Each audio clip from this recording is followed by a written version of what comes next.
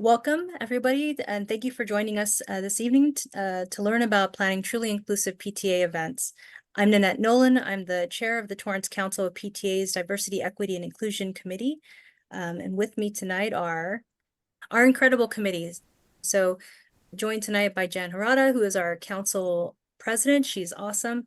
And also by the entire force of the amazing DEI committee and PTA leaders who I love and adore. Bree, Jordana, Sunny, and Michelle. So thank you guys so much for joining. This training will be or is being recorded, and all materials, including the recording, will be shared and posted on our website at torrancecouncilofptas.org/inclusion. I also want to note that while none of us are certified DEI experts, we are using guidelines that come to us from National PTA and also kind of applying our own PTA experience. So Ms. Jan, I'll kick it over to you. So as stated in the PTA mission, our aim is to engage and empower all families and communities to advocate for all children. When we fail to be intentionally inclusive, we miss connecting with key groups and diminish our ability to effectively serve all students. Increasing diversity, equity, and accessibility should be a priority. Yeah, well stated, well said. So before we dive into the presentation, we just want to be clear about what the hopes are for tonight, what we hope you guys will get out of it. So note, this is really just a starting point. We hope that in the coming months and years, we continue to deepen these conversations, and that it's more, as your work evolves, hopefully our work also continues to evolve, and I'm looking forward to those. But today, we want to understand kind of from a high level, the importance of DEI principles for PTAs. We'll talk about the tools and the processes for inclusive event planning, tools that we've worked on really hard last year and into this year. And again, things we've kind of borrowed from the National PTA, and then see what an inclusive event could look like in action. So we'll use a couple of different points or metrics to kind of tell that story and kind of play through a scenario. Also, feel free to throw comments and questions in chat. My colleagues on the call here will also be answering, and then we'll have different points in the presentation, which we'll stop and be able to take your questions as well. So let's have a quick discussion about kind of DEI principles and how they apply to our DEI, to our PTA work and organizations, and by extension, how that ends up serving the communities that we work within. So the National PTA has a really excellent framework and resources that can help guide our work here. As you can see from this one chart, and I apologize, it's a wee bit blurry, but I promise the one that's in our toolkit is gorgeous and crisp. We could look at any metric of PTA. In this case, this is membership, which, we're a membership and advocacy organization. Totally makes sense. But each one of our PTAs is starting from a starting point, right? So I'm going to suspect most of us are probably in this kind of beginning column where we aren't really aware of the dominant groups, or don't see ourselves necessarily as the dominant group as a PTA and what that means.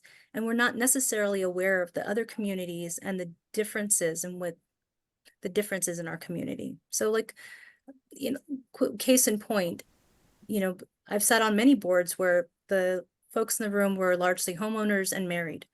Well, we know that we have people who rent, we have people who live with other people who have different kind of lived experiences and configurations, and single parents and single guardians.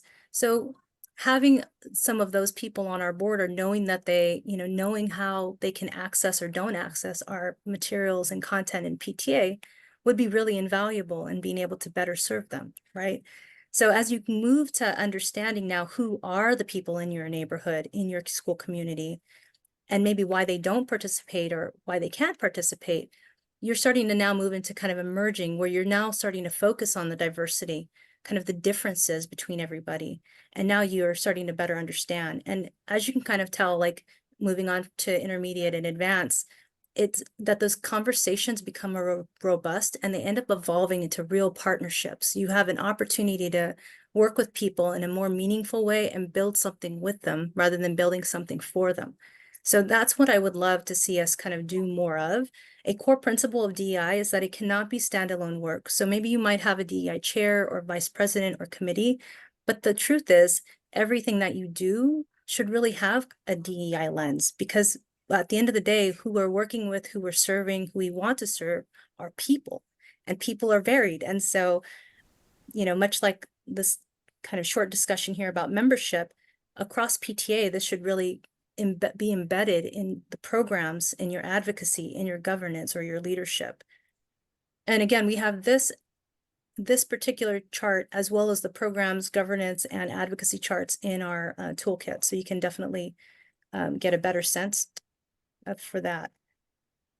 Sorry, I'm still having like funny, I'm gonna blame it on myself. I said I wasn't gonna tell you guys that I had messed up, but just kidding. Next, we'll talk briefly about some of the tools we'll be using. Today, we'll talk about the toolkit, the Torrance Council PTA's DEI toolkit, that is, the accessibility and inclusion worksheet, and the new event and activity plan that we just rolled out this year.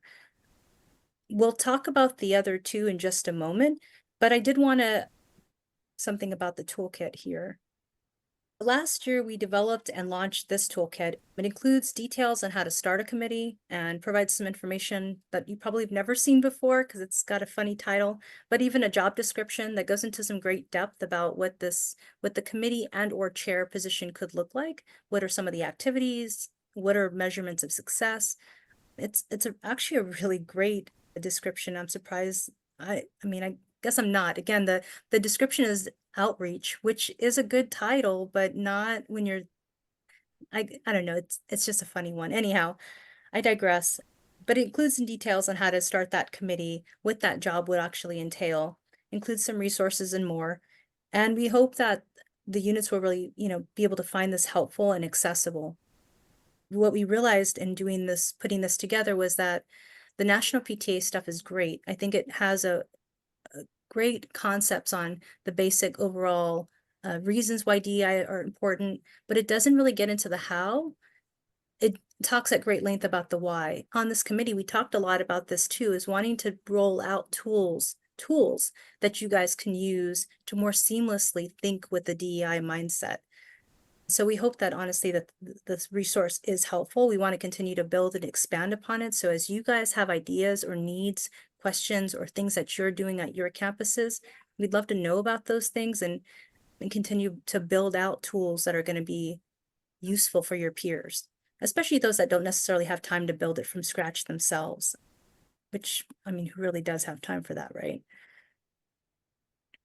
So let's start by imagining we're planning one of those classic PTA events, like a family literacy night. Many of us have probably done something like these, or science night or something like that on our campuses, probably at the elementary level.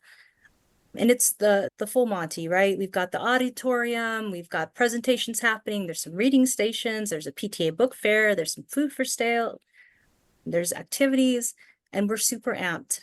So one thing I'd love to hear from you guys, the audience, is kind of what are some potential barriers you've witnessed or envisioned at previous school events?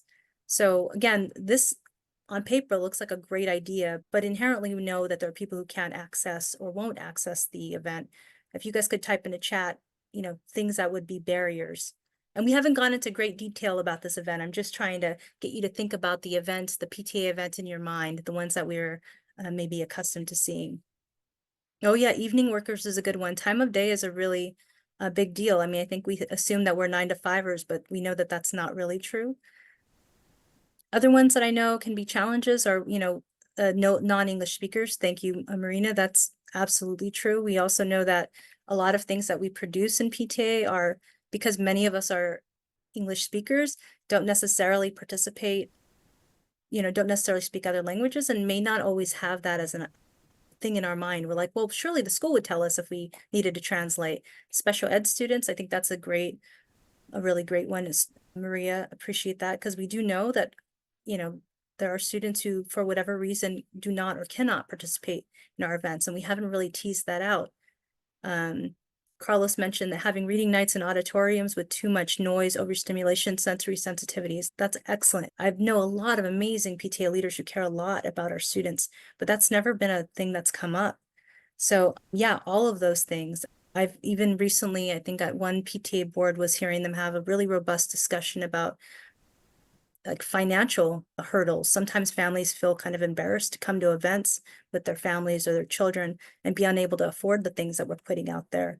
And again, this work is really kind of, it's about trying to understand and then make decisions based on that understanding. So I appreciate you guys playing along. I know that people are like, it's too late at night and I'm trying to eat my dinner and I do not want to chat with you. I get you. I feel you. I hear you.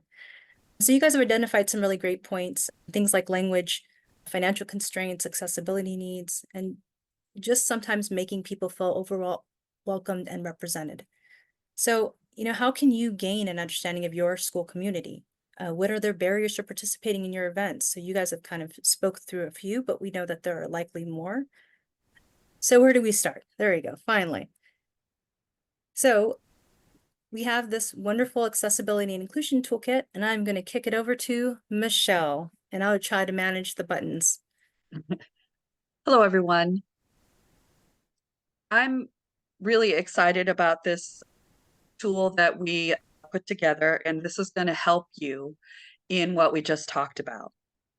The assessment captures racial, ethnic breakdowns, languages spoken, socioeconomic status, and details on any special accommodations, special accommodation needs like mobility, sensory, food allergies, and more. So it gives you a checklist to help you plan.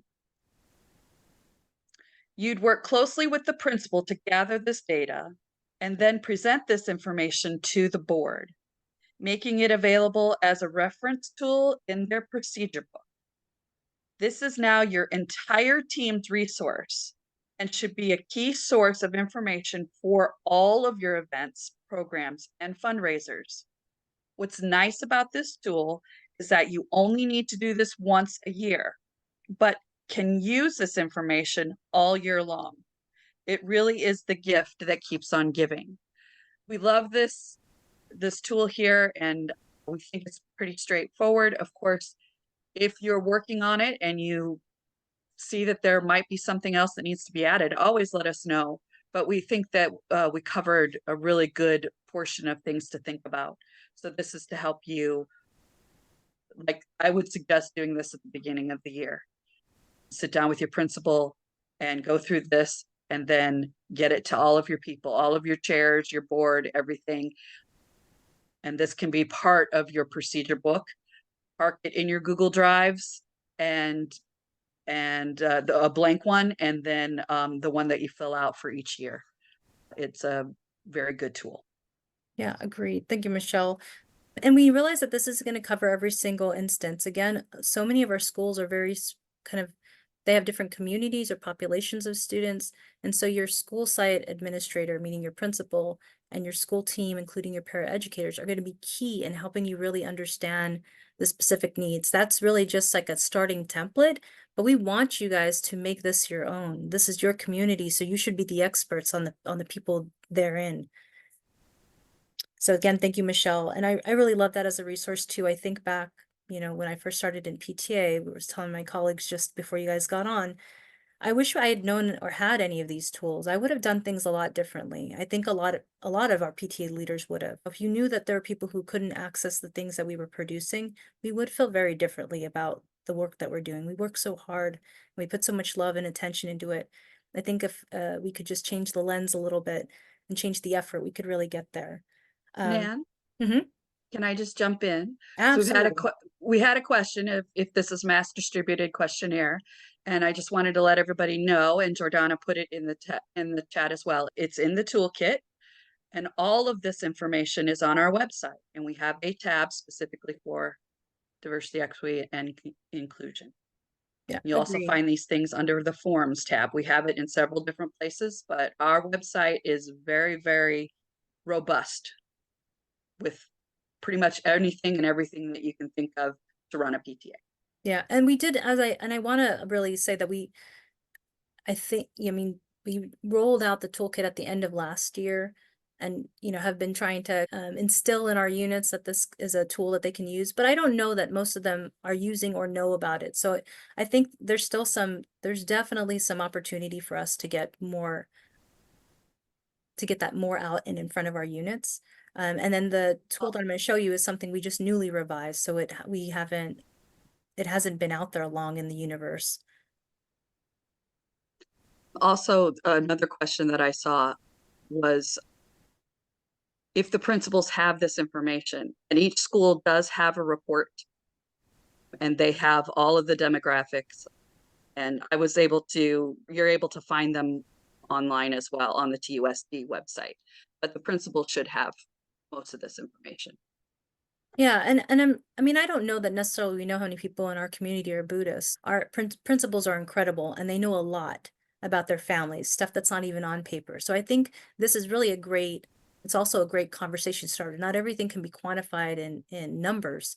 Sometimes there's going to be some anecdotal evidence, and there's just going to be a lot of learning. And I think the more that you start to dig in and show interest in kind of learning about your community, it kind of opens the door for even more learning. You start becoming a really great community/PTA detective and kind of really sussing out needs and having those conversations. But I love it, you guys. Keep the questions and stuff coming. So the next tool we'll kind of talk about before we dive into like going back to our literacy night is the new event plan that we just released. The event plan itself isn't something we developed our own. California State PTA has a template that they have put out, and we at Torrance Council had used that, modified that ages ago to kind of fit the Torrance Council /TUSD like needs, in terms of insurance and things like that. And my colleagues can jump in and keep me honest if I'm lying about that, but I feel pretty confident. I know a thing or two. So, but I will explain the event plan kind of at large or as overall, and then get into some of the little pieces, the things that we've tweaked, which we hope will make a difference. So a quick note about event plans. Using event plans, this isn't something every unit is using, but we do highly encourage. We use it with a lot of regularity in Torrance Council. You would give this theoretically to every board member, every committee person, every chairperson who is hosting something for your PTA. And committees don't make decisions by themselves. They work small working groups, and then they take it back to their board of directors, or their executive board, I should say, for approval. So, chair people, committee folks cannot go spend and do without the authorization of their board, which usually involves involvement from the principal as well. So there's like kind of layers and approval processes. And what we love about this is that it kind of serves a few purposes. When you're putting together an event, an activity, a fundraiser, you can see here on this first part of the screen, it's all of like the basic information, the who, what, when, where, how. And while that's not the super impressive, important part, I think what I love about this particular tool is that as you go into it more, it's like a 2-page sheet. You have this wonderful checklist that helps you think through all the things that we often forget. So if you have a chairperson who has never really been a part of your PTA and they're starting to host something and they don't know all the things they should be asking, what's cool about this is that they have kind of a logistical checklist that they're able to kind of go through and ensure that they got the PTA approval and that they checked the calendar and they know that this is approved by the insurance. And if you're doing a raffle that you guys have done have your certificate through the California State PTA, like you've checked that box. The things that we've changed about it is that adjusted, I should say, as we've added sections related to translation and interpretation, dietary restrictions, special accommodations. Carlos had mentioned earlier, noise sensitivities or mobility concerns, closed captioning. There's a whole host of things. And this is just, again, like a small down payment on that, because there's so much more we probably could do. But wanting to start somewhere and getting you guys to think through building those into your plans in a way that felt kind of more like seamless. You're already checking the box. You have a microphone and you have a flag and somebody to do the flag salute, checking to make sure that there's, you guys have planned for these other things can make it feel like it's part of it's a really holistic look, or at least we hope it gets you closer to that.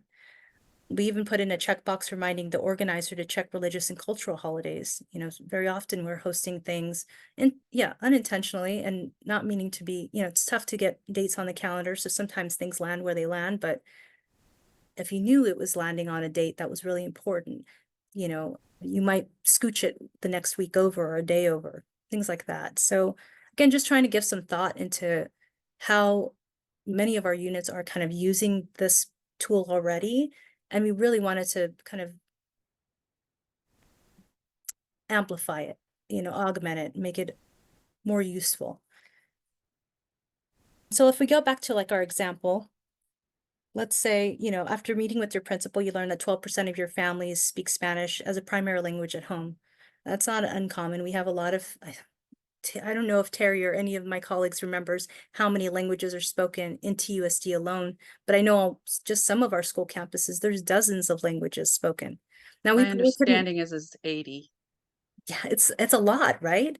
I remember when I heard the number, I was like, that's not a real number. Every school community has probably a couple of languages that are spoken by some number of your families as their native tongue. And so having that discussion, let's, you know, in our theoretical, amazing, you know, elementary school here, 12% of our families speak Spanish primarily at home. So then kind of, you know, get you thinking like, well, what do we do with that? So in addition to probably providing translated emails and social media posts and promoting the event in Spanish as well as in English, you may also want to think about what happens on site, right? Are there signs that are clear for everybody in both languages, dual languages? You know, if we're putting together banners or other kind of materials, is everything that they see going to mirror our English language experience? And that's something I think we don't maybe ask nearly enough. And so I think there's really kind of a wonderful opportunity. In some languages, you can even use like AI tools to kind of at least get the initial writing down and then work with your school to see if there are interpretation, you know, translation services or things that they're using that you could piggyback on. Or, you know, you could pay a little bit of money and actually have it translated or have a native Spanish speaker read what you had translated and tell you if this makes zero sense. We do that a lot in the 33rd district. We actually have a translation team of 3 folks now who handle all of our interpretation. A lot of times we run it through AI and then I'll send it to them and then they'll say like, no, honey, this word, nobody uses that. That's a Spanish grammar teacher, you know? So there's a lot of stuff you could do that's low cost to no cost, you know, and stuff that's a bit more professional. And even things like your PTA meetings. I can tell you I've sat in meetings before where I do not speak Spanish, unfortunately. But sitting there listening to a presentation, no joke, I put together, I ran through AI translation and worked with a counterpart to deliver it in Spanish. And I couldn't understand, I didn't even know what slide we were on. It was the worst experience I'd ever had. And I thought, this is the experience we force families to sit through all the time.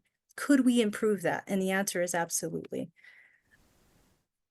And even thinking through kind of interpretation, you know, could we have, and I apologize, there is definitely yep, there's a typo. Nobody gets any bonuses, I caught it. But if we had a, you know, interpreter through our school district or through an outside service, what would that look like? Could we have a help desk and have a volunteer in our community who's willing to volunteer, you know, a couple of hours to be, you know, the Spanish language help desk person? There's a lot of really cool opportunities that we probably never considered because we didn't know that there was a need or didn't acknowledge how big that need might have been. So let's jump into the kind of the next scenario. Let's pretend we have and this isn't an unusual scenario either. 25% of our families qualify for free or reduced lunch. We know that there's a lot of, you know, there are some Title I schools in Torrance and we know that families struggle. And it doesn't matter what neighborhood you live in. I mean, you know, it doesn't matter if you're in Torrance or Compton, there's families that struggle regardless. So, you know, consider families that might need additional support. You know, free or reduced lunch doesn't necessarily mean that you couldn't access our events, but in speaking with your school, you know, your principal, they might be able to tell you that there's like 25 families at this school that really have severe needs, or 10 families at the school that really have, you know, some severe financial challenges. And so, you know, as a PTA, you could even think creatively. I put PTA bucks here, but I'll explain it in just a moment. You know, I thought, well, we already know that sometimes we get, as PTAs, maybe we solicit donations, and there's always more food than we know what to do with. Even at the end of the night, I've yet to have been to a PTA event where there weren't just a ton of leftovers. So you know that you probably have a little bit of wiggle room in food in terms of like food or drink, or a little bit of wiggle room in terms of like activities. But you know that, let's say this literacy event is largely free. Come on to campus, enjoy the readers and da-da-da. But let's say you had food for sale or snacks or goodies for sale. You're doing it as a fundraiser or to offset some of the cost. And you also maybe have your book fair running, and you also know that books can be quite expensive. I know a lot of book fairs do offer inexpensive books, so that's, neither here nor there. But as a group, you might say, well, 10 families, if we gave each of them PTA, like this little voucher, PTA bucks, and we gave that to the school because they would deal with those families directly. We don't know who they are. We don't need to know who they are. And before you know it, the families who are coming, who have, a voucher worth 10 PTA bucks or whatever, could get a couple of pieces of pizza and a couple of drinks and feel like they participated in an event that otherwise maybe they might have held back on. I know that's not like the most amazing example, but I'm just saying as a for instance, like I think I thought of that winner in about 5 minutes. But you guys are way smarter and have amazing boards who I think would be interested in thinking through how do you close some of those gaps and make it easier for families to participate in the fullest sense. You could also ensure that it's a truly a free event, solicit donations for snacks and beverages, and everybody, who comes gets a free snack or beverage if they want. They just eat dinner at home or whatever. Or again, a combination of maybe free options, but being clear what things are free, upfront, maybe on your promotion, and then talking about, there will be food for sale, come on a full stomach or come empty, we'll handle it either way. So there's options. I think just was what I'm trying to say is you can start seeing how very quickly you have an opportunity and now you have a solution. So I love it. And let's say your data shows that you have students with intellectual or cognitive disabilities. We know that we do on many of our campuses have, students that have, IEPs or in special ed programs.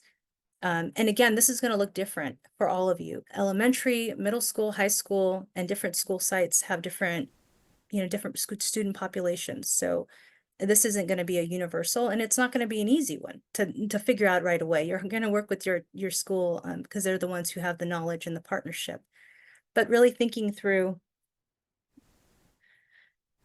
parents and guardians that have students with disabilities should also feel like our events are welcoming and accessible. Highlight on accessible, meaning that they can access it. So consider how participation might differ for a student with an intellectual disability, let's say maybe, versus a physical disability. A student that is blind might obviously have very different needs and experiences than a student with maybe Down syndrome. So it's not going to ever be a one size fits all, which means that there's a lot of discussion to be had. So tailoring events that are accessible and engaging for persons with disabilities, including the families, because they're welcomed on our campus, right? And we know that, again, families come in all shapes, sizes, and colors, means that we want to provide accommodations like quiet spaces or sensory-friendly activities. And I'm not expecting any of you guys to be occupational therapists or para-eds. This is where you lean in hard on your school. But what would be even better is if you met with and found parents who have children with disabilities to be on your board or to be a part of your committee or to be an advisory group, to be able to share some of the things that you want to do and asking them directly what that would mean for their family. How might that look? How might that change? And I think that's when it starts becoming really real. When you see numbers on a paper, it isn't as meaningful as seeing families who are participating in ways they've never been able to participate. So I really want to encourage you guys to kind of lean in here, because this is a huge opportunity. There's so many students that cannot and do not participate in our events. And with some tweaks, we really could make a difference. So I'm going to get off of my soapbox. I'm going to kick it over to Jan, take a breath, and take it away. As usual, Nan has done an awesome job presenting all of that. So we appreciate all the work you've done for that.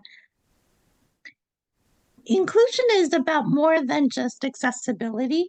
It's about creating a sense of belonging for everyone in our school community. Let's commit to these principles in all our PTA events and activities. The goal isn't perfection, but we want to reduce the barriers and make events more welcoming each time through small, thoughtful tweaks. So to illustrate further, we're going to break into small groups to discuss an actual upcoming event at your school and how you might make it more inclusive. Please keep your part of the discussion brief so everyone can share. And have a great discussion. Woohoo. Yeah, give me 1 second. I'm gonna create our little breakout rooms. No, I'm popping my colleagues in the room, and then I'm just gonna toss you guys to the wind. So I want to thank everybody again for being here. We will reconvene after you guys come out of your breakout rooms. So long and happy trails. Hello. So good to see everyone. So I hope everyone had really productive, helpful discussions. I sometimes think, like, when you're by yourself and you think, I think I've got a really great idea, or I know there's a need, but it's like you have nobody to kind of just bounce it around with. I know we have board members, but we're busy, and sometimes we're very, everyone's working virtually. So I was kind of jealous that you guys were in the breakout rooms and I was not, because I'm sure there was some really great discussions. Sorry, apologies. Okay, attack dog gone. So now that you guys are kind of back, I would love to see anyone from, maybe some of my colleagues in the committee would be willing to either pick somebody from the group who'd be willing to share, or maybe you share out some of the 1 or 2 kind of ideas or thoughts that, bubble to the surface for you guys. And don't all jump up at once. Well, I'd like to ask Marina to share a bit. The group I was in was me, Sumi, and Terry. So being that we're from council, we really picked Marina's brain, and it was very helpful to hear what she had to say. So I'd like her to share it. Okay, so we primarily discussed communications that PTA has to share with school population. So making sure that those communications are accessible to all families, be it that we consider posting or announcing events or whatever is coming up in different locations on campus that parents can access without actually having to physically enter the campus. Because we know for security reasons, we, pick our kids up at either a front gate or a back gate. And then, of course, making sure that those communications are written in different languages, depending on that school population, and that they're shared across multiple platforms, actual physical, tangible ones like I described, front, back of school, in the office, but also through, Facebook, Instagram, our weekly newsletter.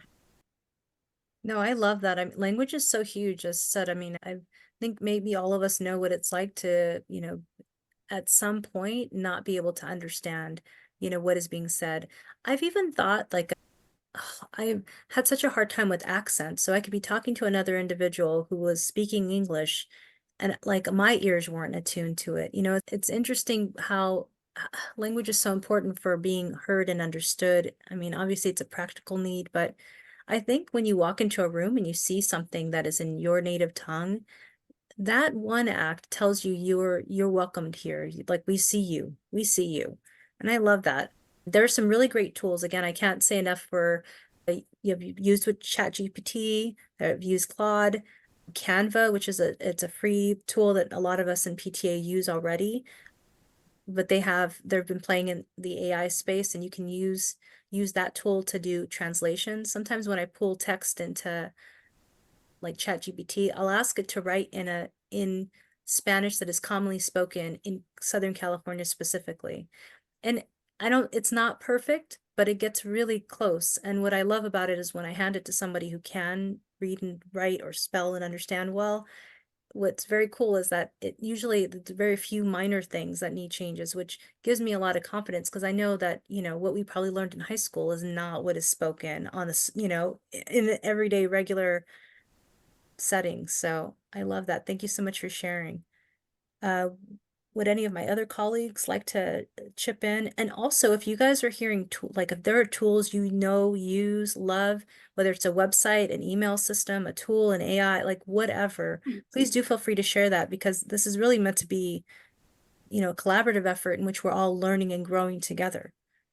If I can just add, I translate some of the documents that I use at work into Spanish, and I just use regular old Google Translate, and I feel like it's improved so much over the years that I may have to just like rearrange one word here and there, but it largely, at least for Spanish, it does translate pretty well. Yeah, it is spooky good on Spanish. I know enough to get in trouble, but not enough to actually be useful. So I don't know where that leaves me, but I agree. I would say it's dicier when it comes to other languages. I'm thinking of like, Japanese or character, or Chinese symbols.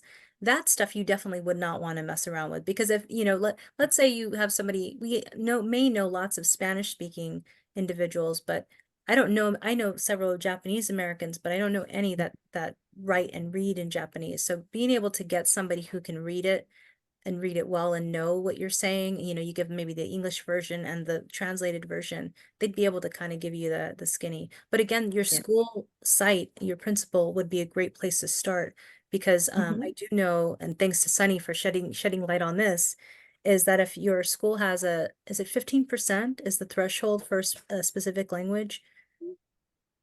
That I think the school district has to, or the school site has to have those translated for those families. And while PTA doesn't have that same requirement, it is really a good rule of thumb. And so we might be able to piggyback on whatever the school is doing Right. to kind of make sure that we're in alignment. And Mhm. somebody can tell me if I was wrong. I'm fine with that. I'm always wrong. So would any of my other colleagues like to chip in with maybe discussions they had in the room? And thank you again, Marina. I appreciate you. I'm willing. It's Michelle. Yes. So it was just me and Megan Oh, Chandler, and we had a very productive discussion. Ours kind of went into the direction of upcoming event, bike rodeo. And I know this is one that Torrance Council has also kind of discussed and also in our DEI committee. The accessibility of doing a bike rodeo for some of our families because of socioeconomic, of physical disabilities, and the things like that. And she did give me a resource that I'm gonna look into. It's called Kids in Motion. And the possibilities of because the specialty bikes are very expensive, so a lot of families cannot afford them. But if we could talk to somebody like a Kids in Motion or another organization that might be able to provide those bikes for us at either the school site or at the Torrance Council bike rodeo, then that's another option. This is also something that we could talk to the fire department about as well, because we collaborate with them and maybe they have resources as well. So that was very exciting. And then she also talked about dances and having maybe a sensory corner or a quiet room so that there is the ability for those kiddos that have the sensory overload that there's a place for them to go. And then also she said that she liked the PTA Bucks idea, or making the dances free and having all of your parents like put out an all call for donations. I know at West we've done that for teacher appreciation. I know that's not a kids thing, but in that way, let everybody know what you need, and people love to donate. Then you're able to keep your events free. And So those are the things that we talked about, but yeah. I love that. I should have had like a PTA bingo card. Like you would have checked a few. I mean, we've talked about communication. Love it. I love the idea of a partnership. There's so many communities and small community organizations and small nonprofits that do really niche things that I don't think most of us know about. So, I mean, I love that. I appreciate, your guys' sharing and just the thoughtfulness about that. And again, I can't stress enough, I'm not an expert. I have two neurotypical children. I hadn't actually had a lot of exposure myself until working on a resolution with two individuals the work that they do. And then even my daughter in working with students who were on the spectrum in her capacity, kind of as her entry level into that space. And I was amazed at how little I knew and how little I understood. And that's the kind of the learning we've been seeing in our committee too, is just realizing there's a lot we don't know. And it's okay to say that we don't know it, but again, seek out the experts, especially the families who have these children and can really inform some of these decisions. They know exactly what this looks like when they take their kid out to a restaurant or when they're, with their family in a different setting. They would be able to kind of anticipate some of the things that maybe we couldn't. So I can't stress enough how important partnerships are going to be in this effort. And that was another thing that we discussed is because we haven't experienced it, then, we don't know. And so connecting with those folks and trying to better understand, and of course, getting them on your board or, Megan, is there anything that I missed that you wanted to add? No, I think Michelle did great. Thank you, Michelle. I am that family. I do have a kid with special needs that goes to Torrance Unified School District, and I do serve on the board on that school, and I'm actually the incoming president for next year. Congratulations. Thank you. So I asked Michelle to speak because it's very personal to me, very important to me, like getting those families more involved in campus things, because there is a huge disconnect. And I told her, like, our fun run, my son's class was one of the ones that out of all the classrooms, the top 5 to raise the most money for the first time ever. And it was just more of a personal touch because I am that parent and I do walk the same steps that they walk. And they're just willing to listen to me. So I did tell Michelle, I love the idea of an advisory board, a chair position. So this can just be an ongoing thing. And it wasn't just that one-time board member. So the kids to come in will also have that voice, and that family will also have somebody that they feel like they can relate to. I love that. Thank you so much for sharing. Again, it's all of us together. I mean, we all know what it feels like to love somebody, especially if, we've been entrusted with raising a little human being into an amazing, human being. We'd give them the world. And so, it makes sense that so many people are hungry for community and want to see their children have the fullest experience that they possibly can. So I love that. I mean, that's what we're trying to aim for. Any other colleagues have anything they wanted to kind of share that they thought would be really helpful for the rest of our audience? I can piggyback on what Michelle's group talked about. I was in a breakout with Maria Crawford and Jackie and Carlos Solario, and the bike rodeo was a big subject that we talked about for most of the time. I'd love for the Solarios to speak on it, if that's okay. But before that, I wanted to say one of the other points that they made was how out of all the kind of family nights they do at their campus, the movie night seems like the one that could be the most inclusive because it's an outdoor space. It's, they just described it so beautifully. So I will let them take that over if they're still on our meeting. Yes, we're still here. So in terms of the bike rodeo, one of our concerns is that, and we're comparing it to when Clark, our son, who's on the spectrum, was at launch, which was that a lot of these kids in his class and in the class he was in before have mobility issues and are an OT and things like that. And sometimes they're not able to, at this point, pedal yet or even use a scooter yet. And we were thinking, you know, at launch, it was all wheels welcome. It wasn't just you had to be on a bike and it had to be without training wheels or any of those things. There was they can be in a wagon. They could be so they can just be part of the experience. And so we were saying that we never had Clark in the bike rodeo because he's currently in OT for like low tone. He has very low tone and muscle tone to be able to do some of these things. And so to not be able to do that, it's sad and we'd want to be included. And so that's what we were talking about in that regard. And then in terms of the movie night, we were saying it's one of the most inclusive nights for a number of reasons. One being that it's fairly free. So we're a tier 1 school.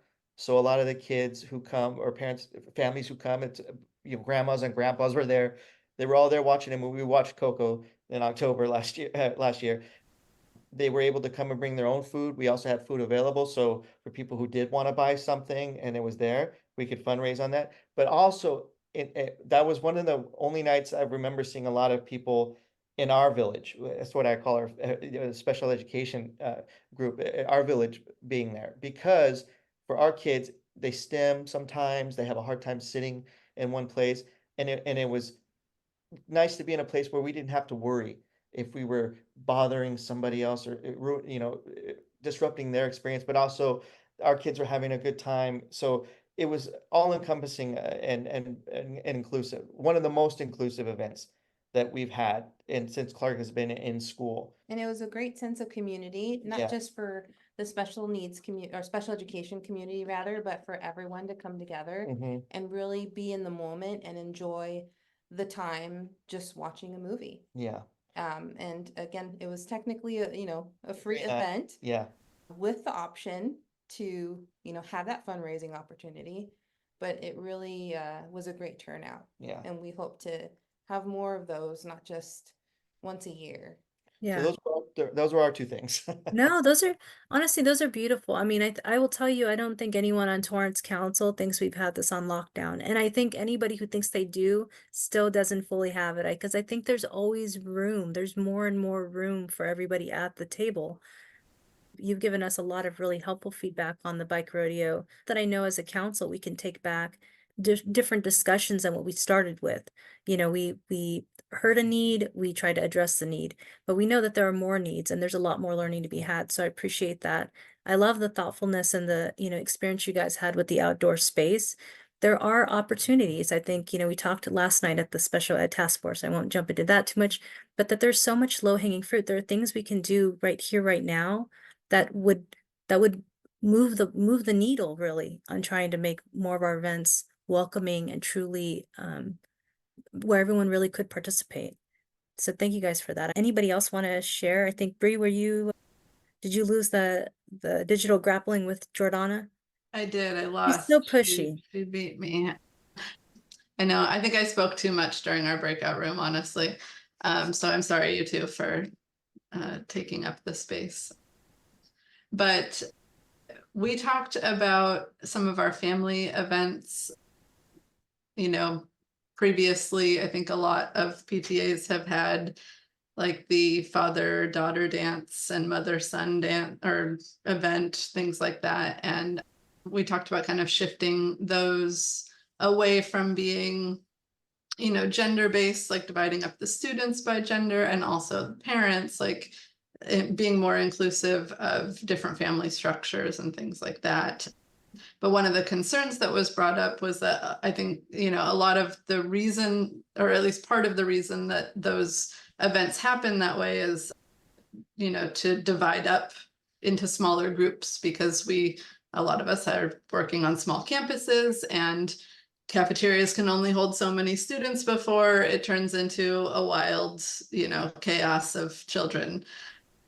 So I had shared that at Fern, we started doing our events broken up by upper grades and lower grades. So TK through second grade is one event, and then third through fifth grade is another event. And it's when we started it last year, so we're on our second year. We've done our lower grade event and we have our upper grade event coming up. And so far it's been very well received. So there's been a little bit of maybe nostalgia from like small groups of the loss of the one particular event, but overall the response has been very positive, and it's allowed us to kind of tailor the activities by age level, like age group too. So we're appealing more to the students where they're at, the younger ones versus the older ones. So I love that. I love that. Oh, that's so smart.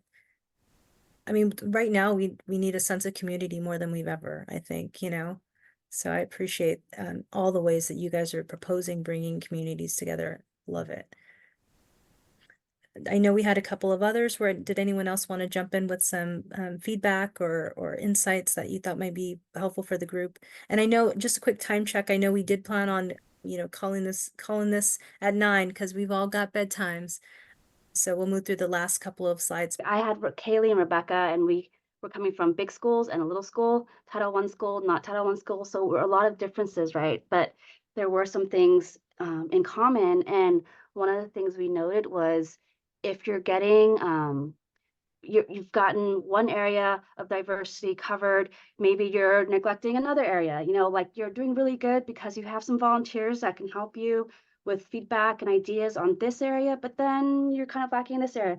So I don't know. I think my takeaway was do your best, you know, don't beat yourself up. If you don't get it right the first try, like this is all kind of new, and kind of being aware and trying is your first success. And also about specific events, we did talk about dances. And Bree, I'm totally with you on shifting away from the gender base. We did that successfully last year, lower grades, upper grades, and it kind of keeps down the chaos. But one of the big things is that we still make it very clear that it's like you come with your adult, whoever that may be, but you come with an adult. You don't just come with like a group of friends and students and go crazy, because it's not like a parents' night out event. It is like a family event. So if you keep that consistent with your messaging, then, you know, you could have a little bit more involvement with the families and not just a really fun but kind of crazy event with just students. What else did we talk about? Just take the little wins, build on them, talk to the teachers, talk to volunteers, talk to the parents who are complaining about something. You go, hey, you have some great ideas. Why don't you bring this back to the group and maybe we can work together on like planning the next event to address that complaint or address that challenge that we didn't like super succeed on. So that's also really good to just get more people involved. So you don't have to think of it all. It's not possible to think of all the issues that could come about, right, with all these events and all these logistics. So yeah, just get your community more involved and really know your community, and then these events that we're trying to put out will be super inclusive and accommodating. Good. You know, I will say, I think, Bike sorry. rodeo was just providing, you know, bikes in general and helmets, because that was a big thing about bike rodeo. You have to ride with a helmet, but not everyone has one. So if they want to be involved, you know, maybe have a few that they can borrow that, you know, are different sizes and things like that, so it fits well, and so that they can be involved in the bike rodeo event, even if they don't have like a bike or the proper equipment. That was one thing I noted too. I love And it. I do want to say, in the past, we used to have a connection that did give helmets. Reach out to Torrance PD too, because we always have an officer come and kind of like MC our event and do a little like showing off all the different obstacles for the bike rodeo. And I didn't know this, but they get all sorts of safety equipment for free that they want to give out to the community, but they just don't know who to just like randomly give it out to. So see what they have and what resources they can share, or if they even have like personnel who would want to volunteer and help you at these type of events. This is really good stuff. I want you guys to know too, this isn't meant to just be like here in this small group of, you know, 13, 16 of us or whatever. You know, the hope is that we will be able to pull this through into some things, investigate other things, and be able to share this out. But I can't stress enough how important it is to really consider adding a DEI committee or chair or advisory group to your PTA, somebody's not a single individual, but people from your community who are interested in this work and have a vested interest in trying to see that stuff pulled through your PTA. Coming around home stretch, friends. Before I go to the last slide, one thing about translation and getting more people to meetings. I had a crash course in this, but my school had that requirement of 15% were Japanese speaking. And so school communications had to go out in both languages. Literally, like the text, it'll be English and then Japanese right under. PTA doesn't have that requirement, but that is our community, right? And so I made it a point to say, we will have, parent ambassadors or language ambassadors at our meetings, our PTA meetings.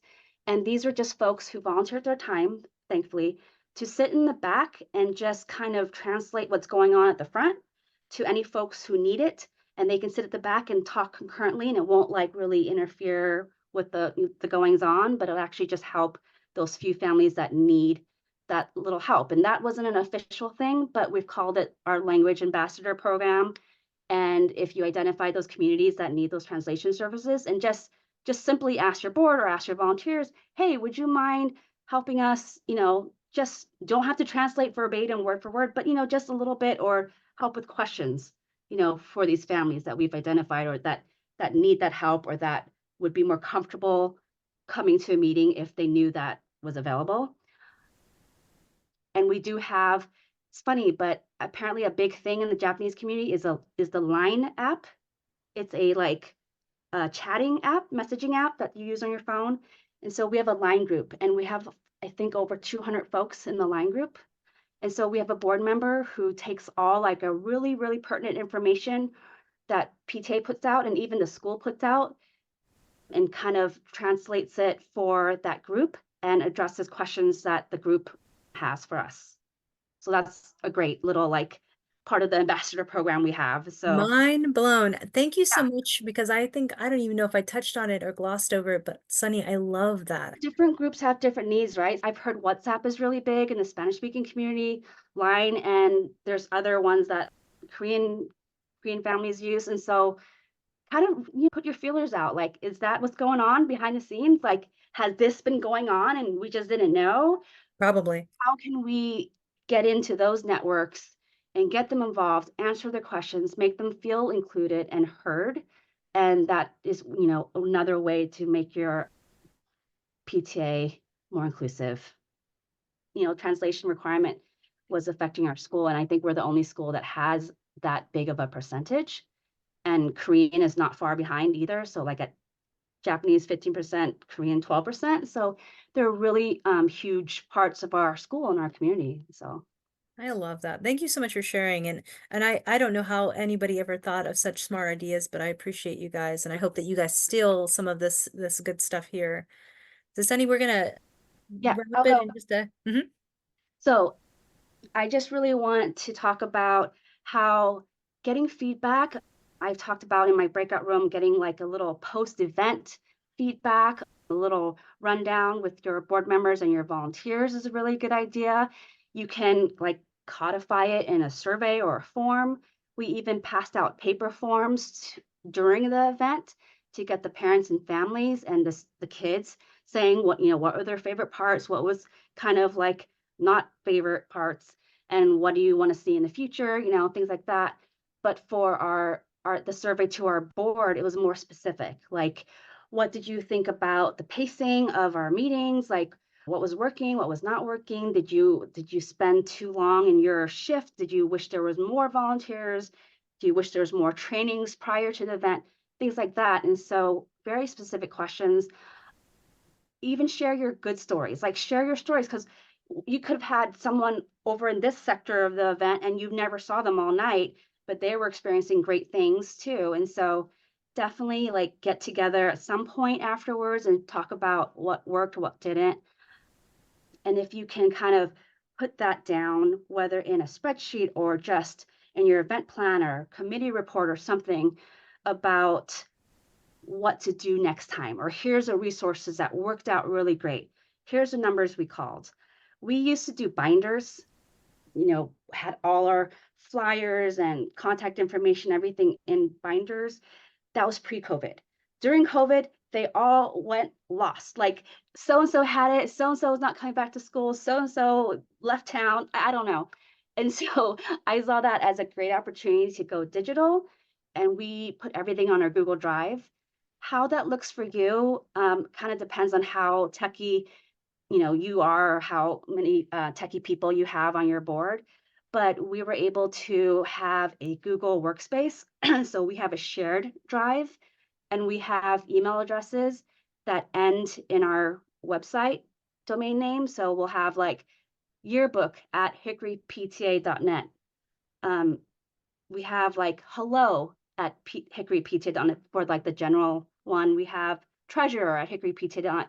So we have our emails, we have our separate drives and Google Docs we can work with, but then we have the shared drive that we put into specific folders so that everyone can access them.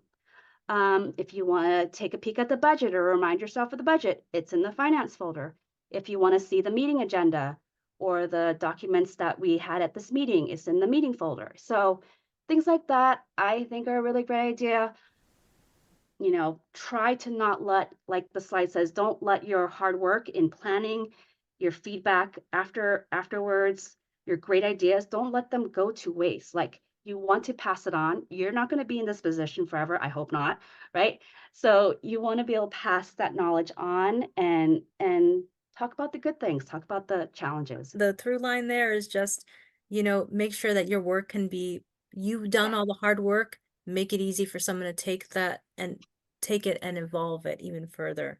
Because if, to Sunny's point, we lose so much knowledge when those, if you would be more likely to do something if you had a flyer you had to update, a letter you had to update, a game plan that you had to make tweaks to. It's that much harder for people to think inclusively when they're just trying to build it from scratch. So make sure that you're giving the future generations of PTA the best chance to really serve your community. And then last word before we get on to Making a Jan's goodbye. flyer- Oh, I'm making a sorry. flyer editable or making a spreadsheet that works are really, really valuable tools. So if you've got that techie person who knows how to do that, or that design person who knows how to work Canva or whatever, and can teach you some tips that you can use in like everything, that's great. And they can collaborate on the document. That's the biggest plus bonus for me for Google Docs, is that you can both be typing into it. You can share ideas. You can copy and paste and like change the title and make it your own, or make it new for this year or whatever. So, and one of those things is a form. Have you guys done Google Forms? I think Google Forms are awesome.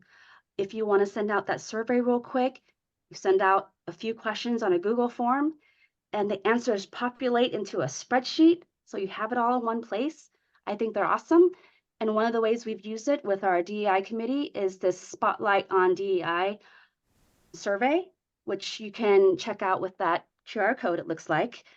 And it'll also be on our DEI website and also in our newsletter, which I don't know if we mentioned yet.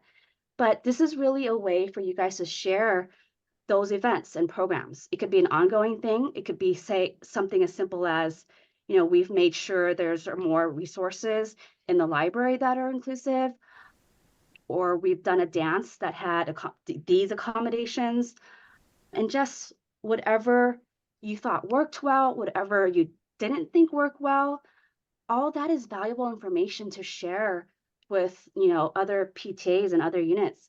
And so we would love to spotlight some of these things each month in like a newsletter that we send out to the greater group, so that we can share your work. I love it. Thank you so much, Sunny, for all the great ideas, for your partnership, of course, and just for bringing us to the very end, where I will leave it off with our incredible Jan. Well, first, I just want to thank Nan, Michelle, Bree, Jordana, and Sunny. This amazing committee is just doing great things, and having you all here tonight to join us and talk about it means that you're interested and you are invested in this. So let's hope we get more people involved and get this at all of our units. Feel free to email any of us. You can just go to our website. All of our contact information is there. And we absolutely are learning anything we can do to improve our programs, improve our messages, improve our training, improve the resources. Like, please, we really do want that. We really do want to make this the absolute best experience for every single person that encounters our PTAs. And again, I want to thank everyone for just being here.